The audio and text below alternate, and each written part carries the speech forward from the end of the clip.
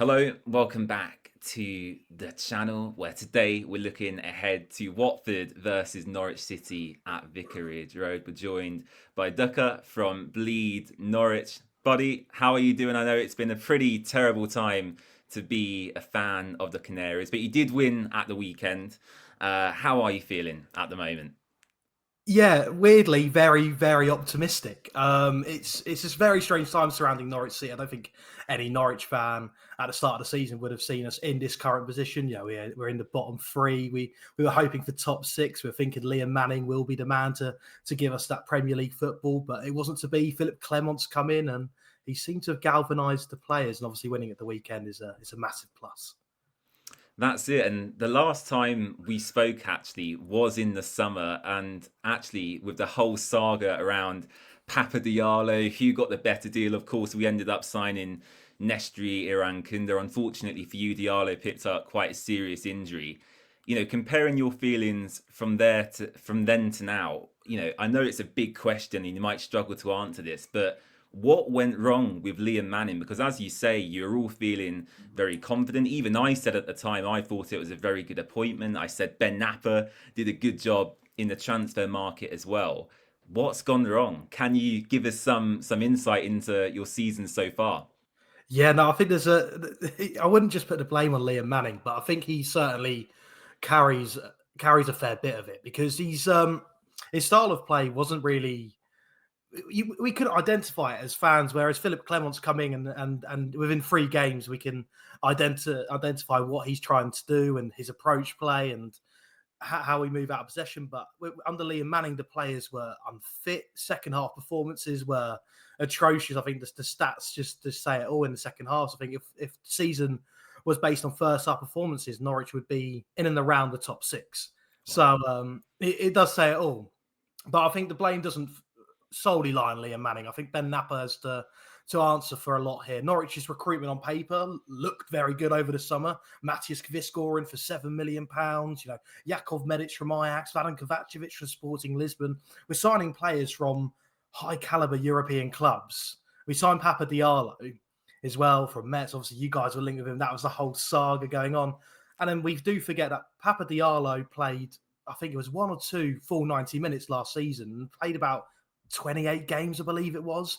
Now he's been expected to play full 90s for 46 games a season, and just the data that we're getting for the players that we're signing just doesn't seem to be good enough. And Ben Napper does take a lot of the blame for that. It's interesting you put, a lot of the blame on Ben Napper. What have you made of his recent interviews in the media? I know he spoke to the Pinken and he sat down with Henry Winter at the club as well. And I watched that myself and I found it very interesting to hear his methods. And it's clear to me, at least, that his idea at Norwich is to recruit young and buy potential. But as fans, did you very quickly, come to the realization that whilst young players and potential is exciting, it might not actually lead to immediate results? Yeah, it's very sort of high risk, low reward, it seems, at the minute, because we are signing the likes of Antti Sienats for 9 million, who has had a mediocre season last season. Did get some decent numbers, but this season the performances were low. He's now out of an ACL injury, and where's the 9 million gone from him? And there's a whole list of players. Matai Jurasek as well, 6 million from signed from Slavia Prague in January, played about 60 minutes of football last season and then comes in this season and he's just not looked great at all. So, I mean, the way how Ben Napper spoke in all those interviews, I thought was impressive. I was liking most of the things he was saying, in terms of holding his hands up and knowing that he's got to be better, that we've got to be better as a club and as a business in terms of the players that we're signing and how we're recruiting. But I think the one comment that will always sort of live with me is the fact that he doesn't regret selling Nunes to Ipswich. That will haunt me forever.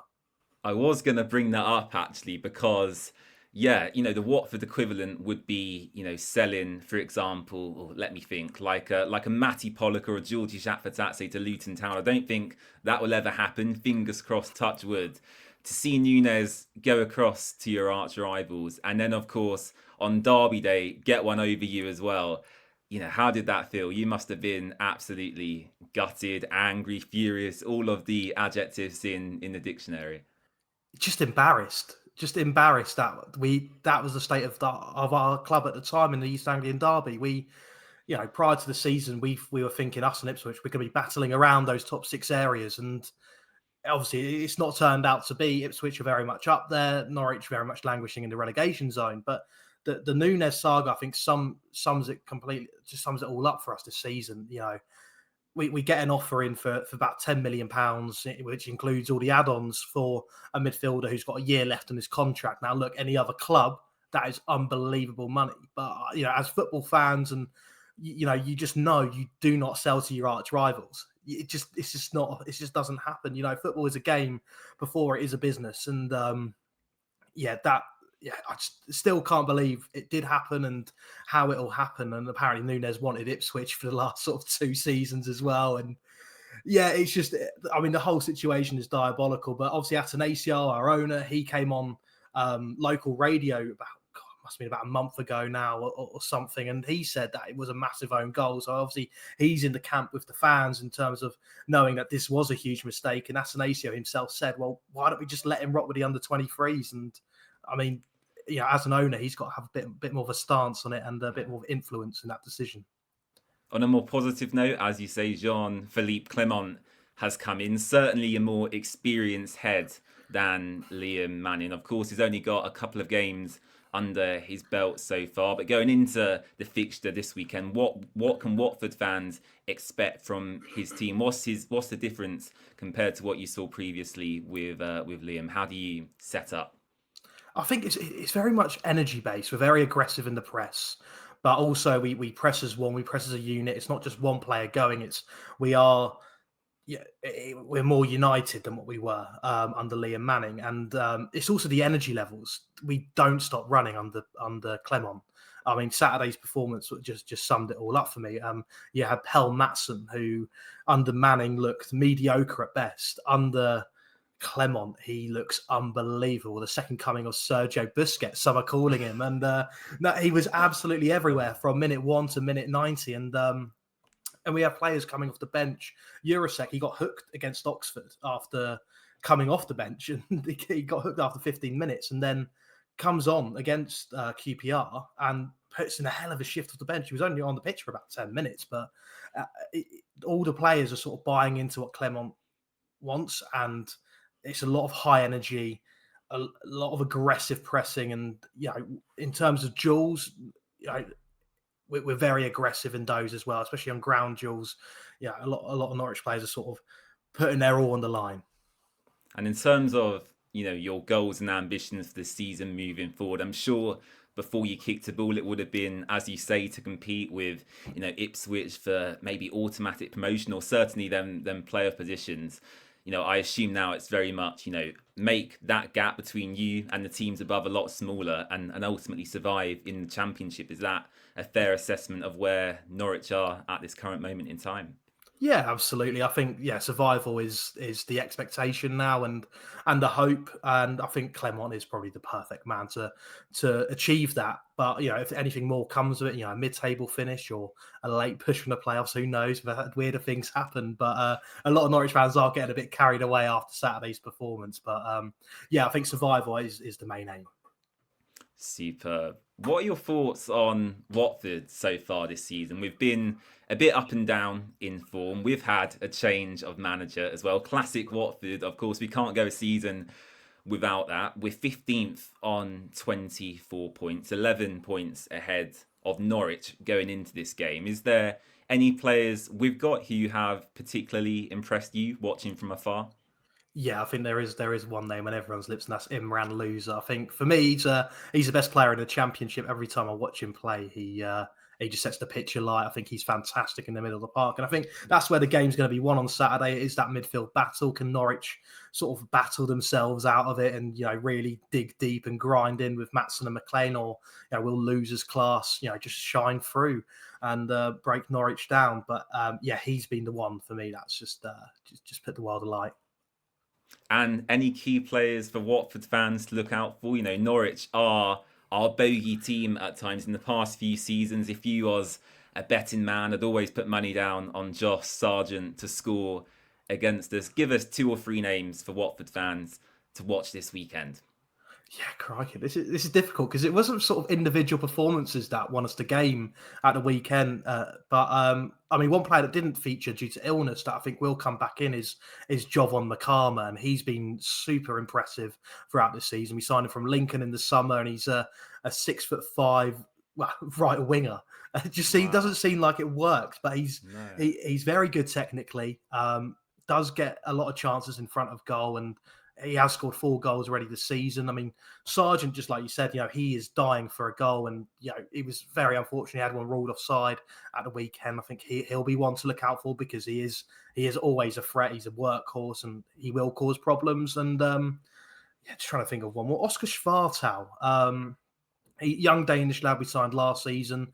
He sort of made that left wing position his own now at the minute, and he was super impressive on Saturday, and he's just growing more and more acclimatized to the league each game goes.